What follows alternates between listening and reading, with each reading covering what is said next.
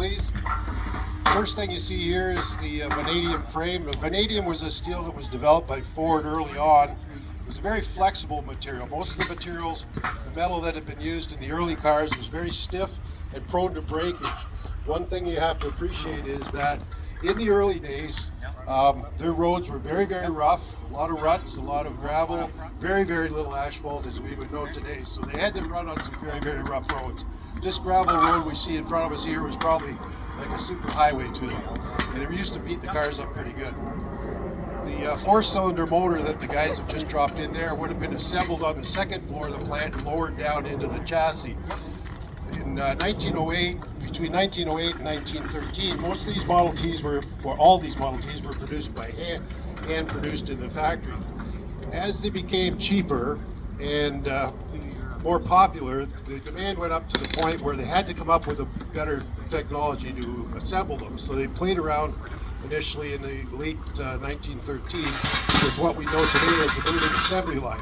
A lot of the ideas for the assembly line had come from other industries. Beef production and clockworks and watchworks and gun manufacturing, but it had never been done in the automotive world. In early 1908, these cars were selling for about $850 for a standard touring.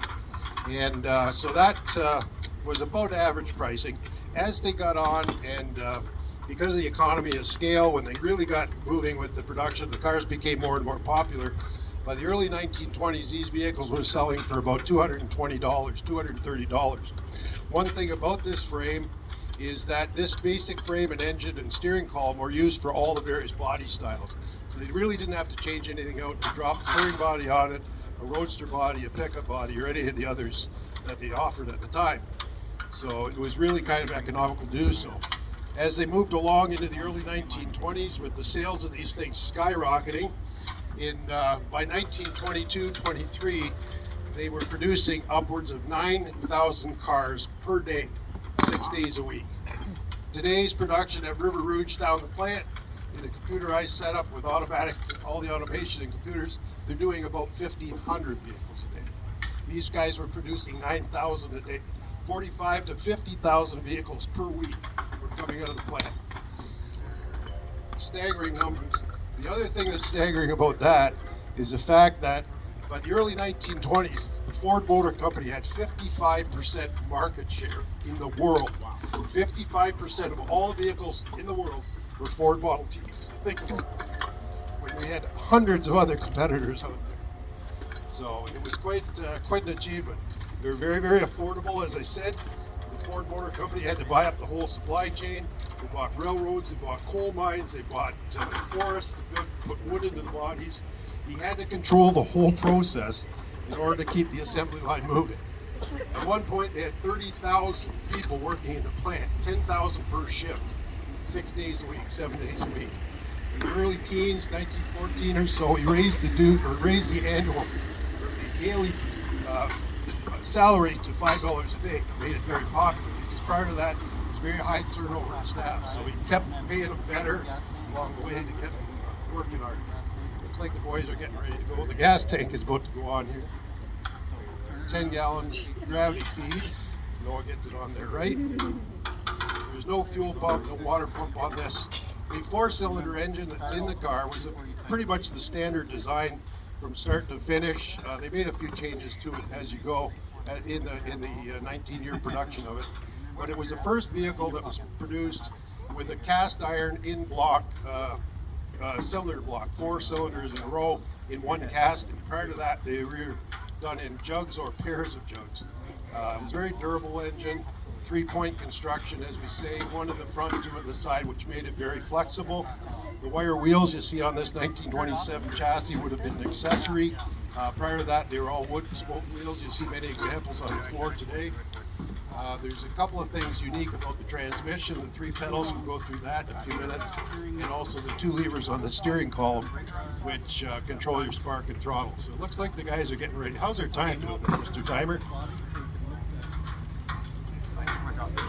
440. Okay, we're pretty much on schedule. We're just doing a quick snap here on some of the nuts and bolts, lowering it down. You got to remember that back in peak days, there was one of these cars rolling off the assembly line every 30 seconds. That's how quick they got to work at it. So it looks like Bobby's got the crank today. And if everything goes right, we'll have her going here in a second. Lots of cranking. And there we go, folks.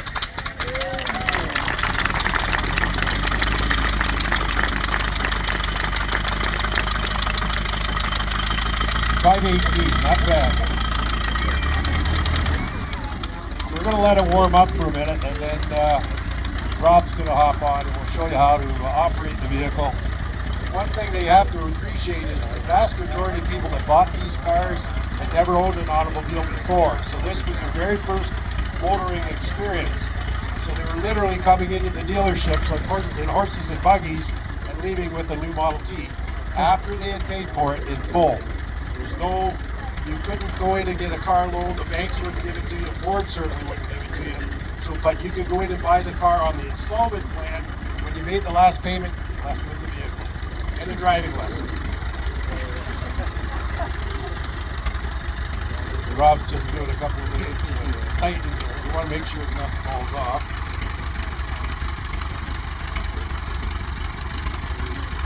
Climbs in from the passenger side there.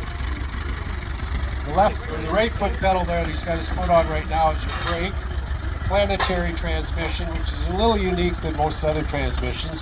The left pedal there is your clutch, high and low speed. Don't run no over. And then the middle pedal, as you push it back, is your reverse. So very simple to learn to operate. The handbrake on the side there is really your emergency brake to the two rear wheels. The braking normally is done on the right pedal of the van and the transmission. So what we're going to do now is demonstrate how you learn how to start this car on compression. As you saw the boys struggle a little bit with the crank there. If you owned a Model T that didn't have a starter, what you do is learn this little trick that Rob's going to show you to learn how to leave a little bit of gas at the top of the cylinder when you turn the car off, so that the next time you turn the key on, as soon as the spark hits that particular spark plug, the car will start without any further assistance. So, Rob, load it up there. You're turning the spark a little bit. Shut it off at just the right moment. That'll leave a little bit of unburned gas above the piston. Give it a second. We'll try to start. There it is. Went off on its own. One more, Rob. And there you have it, folks. If there's any questions, we'll be happy to answer them. We'll be here for a few minutes, but thanks for coming.